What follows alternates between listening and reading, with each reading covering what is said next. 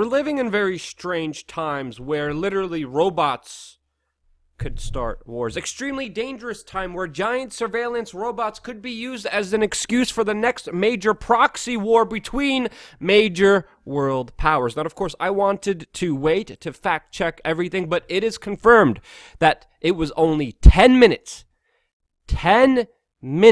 that separated us between another major conflict on the world stage, as Trump confirmed it himself that he stopped an American attack on Iran because it was, quote, not proportionate. He was cocked and loaded, according to himself. And that's why in this video, we are not only going to be talking about that, but we're also going to be specifically talking about how the mainstream media is trying to goat him into this conflict, the responses from it. Also, the people who are very critical of our news report, trying to claim that this is some kind of strategic 4D chess move, I will be personally responding to in this video, as well as talking about the latest with China's and Russia's response to all of this. Now, before we do this, plus a lot more, since of course we are censored on many social media platforms, deranked, demonetized, de-incentivized from doing our work here as an independent media organization that is not left or right, we rely on your support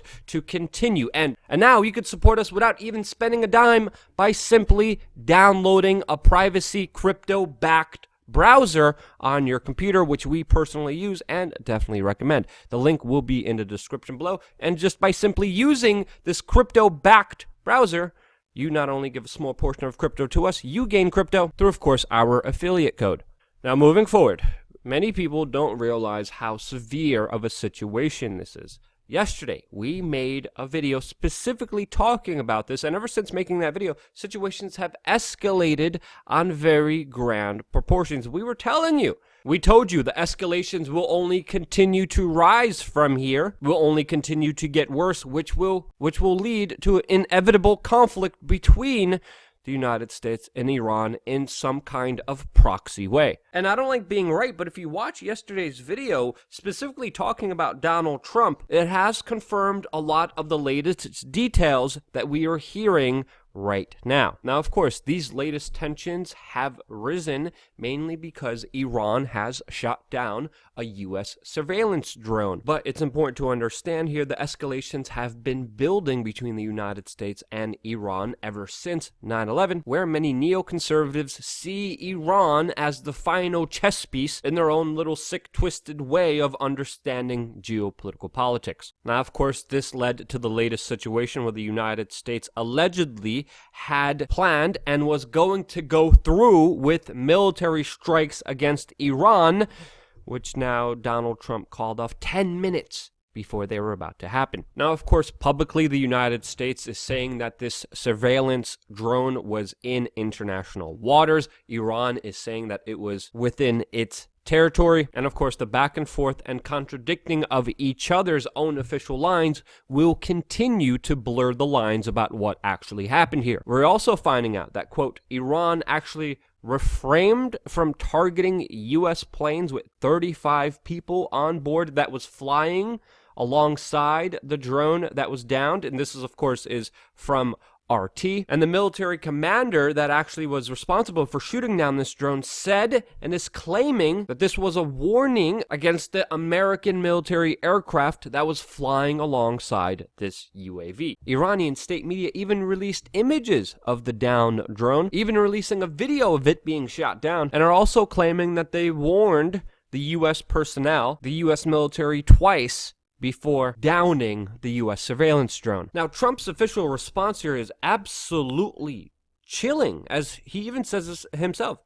I was cocked and loaded. That the quote response was not proportionate to shooting down an unmanned drone, and that, quote, I am in no hurry. Again, confirming what I've been saying in the last video, talking about again how most likely this attack will happen in the fall of this year from everything that I am personally seeing, in my opinion. And we are finding out that Donald Trump did authorize an attack on missile batteries, radars, and other military installations in Iran, preparing the ships and aircraft to attack in retaliation for downing the U.S. drone. Now, according to Vox and their anonymous sources within the White House, allegedly, because we don't know who these individuals are, according to them, there are still plans for striking Iran on Friday night, which means later tonight, but it's possible that the plan won't be put into action, as Vox claims here, and I do believe that this will not happen personally. We're also finding out that the Speaker of the House was not notified about this potential attack, and of course this doesn't surprise me at all, since Trump administration officials have previously argued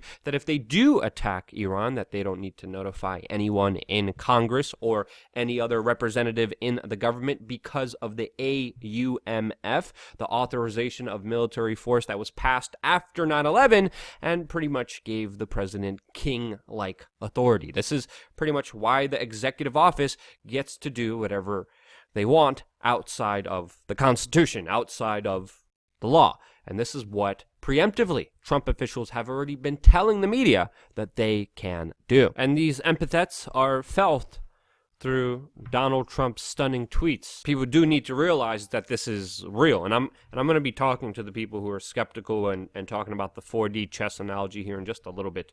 But before we do, we have to understand some of the context here. Going to war over a robot is absolutely insane, and even to entertain the idea of striking first because of a freaking robot? That's insane behavior. This is an extreme escalation.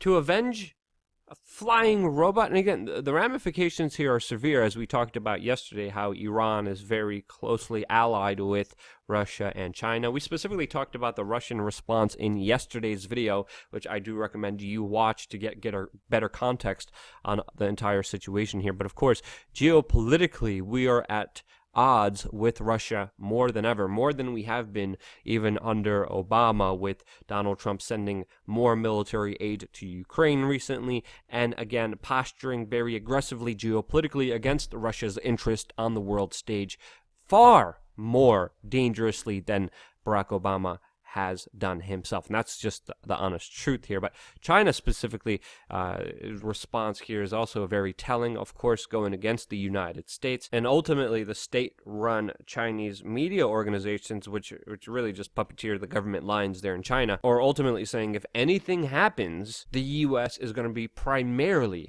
responsible for it. And of course, they're protecting their own interest, mainly energy resources that Iran shares with them. And if there would be a war, you could bet your bottom dollar that, of course, Russia and China would be supporting Iran. Now, of course, many people might say, hey, that's hyperbolic, that's pretty crazy, but people don't understand that there's already many proxy wars that are happening that are financed by two opposing world powers, China and Russia, specifically in Syria, specifically in Yemen. You look at the situations unfolding around the world, they are already extremely chaotic, and it could only get more chaotic from here. So when people are arguing that this is somehow strategic 4D chess, that Trump doesn't want war, I would ask, well, why has Donald Trump brought us to the brink of war? Why has he tippy-toed to these dangerous circumstances that we're involved in right now if he never wanted war? He said he never wanted war, but we're here, and it's on our front doorsteps, and we're going to have to confront it very soon.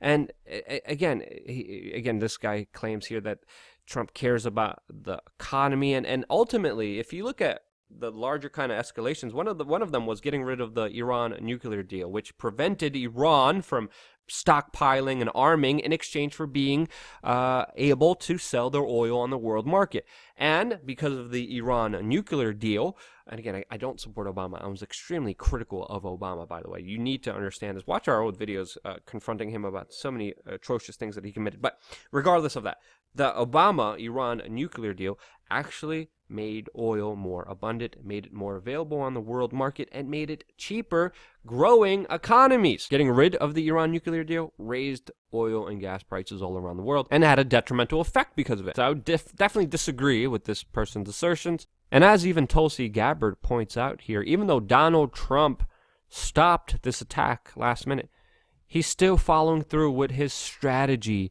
with very ill-advised people around him who have been wanting war for a long, long time. Trump is not a peace dove, and his former actions speak to that. As even according to his own son, Eric Trump, Donald Trump previously decided to launch airstrikes because of a, quote, heartbroken Ivanka, his daughter, that of course is married to Jared Kushner, which the Israeli prime minister slept in his bed as a teenager, who negotiated better weapons deals for Saudi Arabia. And this is a man, according to his own son, his own supporter, launches airstrikes, brings the world on the brink of a global conflict because his daughter was, quote, heartbroken over what? A PR fake chemical weapons attack that, according to many experts, was engineered specifically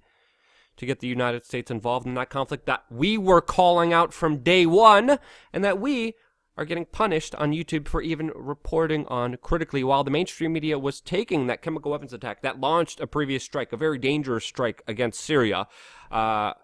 We were calling it out. We got punished because of it, while the mainstream media that was perpetrating the lies behind it were, of course, promoted. And they're still being promoted here on YouTube. Again, we have to see this, like I mentioned yesterday, as Michael Tracy now tweets, from, of course, the world perspective, which is very, very important here. And regardless of all of these facts and information, which is going to be downranked, censored, demonetized, like yesterday's video and all the other videos when we talk about foreign policy, regardless of that, war should still never be the answer. If you agree with that, it's more important than ever to share these videos, because if you don't, no one else will. Again, I want to thank everyone helping us, even with small ways, even with just using a different browser. You guys are more important to this independent media organization than ever. This is a critically important, dangerous time. Our voices need to get out there. Our voices are being silenced because of the information that we are providing you. They want it to be a detriment to tell you the truth. And the only way it can't be is if you get involved. This is why this independent media organization is called WeAreChange. Thank you again so much for watching. Stay tuned for more.